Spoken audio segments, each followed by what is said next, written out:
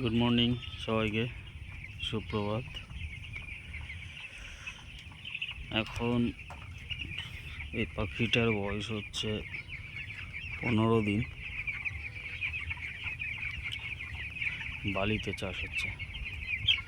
এই বর্ষার সময় সাইডে দেখুন, এই যে পদ্মাগুলো আমরা ব্যবহার করি, পদ্মাগুলোকে টানিয়ে একটু লম্বা করে রাখবেন যাতে ভিতরে জলের ছিট না আসে। দেখুন সব ভিজে গেছে এই পর্যন্ত।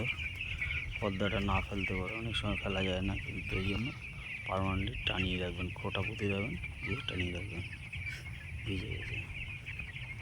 পুরো পাখিটাই বালিতে চাষ।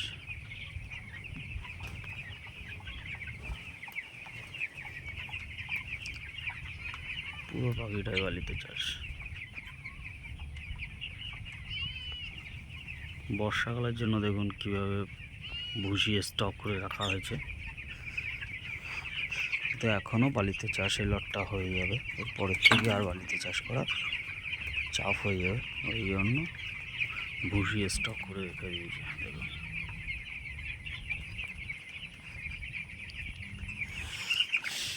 বালির পাখি।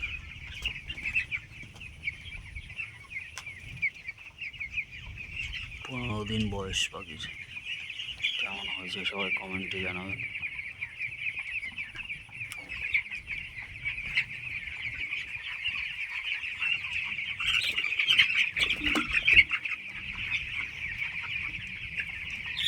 এই বর্ষার সময় সবাই একটু খেয়াল রাখবেন, লিটারটা যেন ভালো রাখা যায়।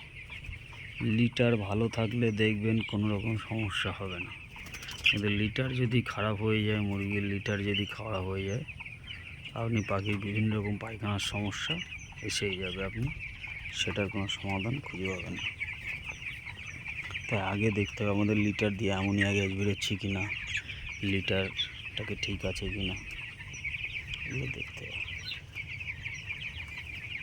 লিটারের দিকে আগে খেয়াল রাখতে হবে।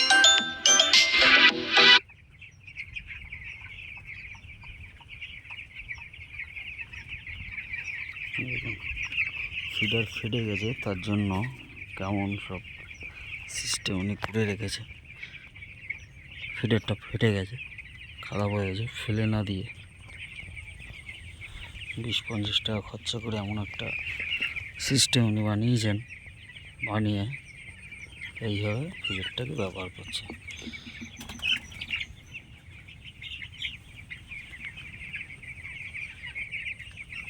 অনেকগুলো ফিডার এরকম দেখছি। এবং খাবারটা যাতে না পড়ে যায়, ভিতরে একটা করে বস্তা ছিঁড়ে লাগিয়ে দিয়েছে, যাতে গোড়াটা ফাঁকা আছে, ওখান থেকে খাবারটা নষ্ট না হয়। একটা আছে, একটা আছে। প্রচুর ফিডার নষ্ট হয়ে গেলে সেগুলো ফেলে দেওয়া, যেগুলো উনি ফেলে দেননি, এটা উনি এইভাবে তৈরি করে নিয়েছেন।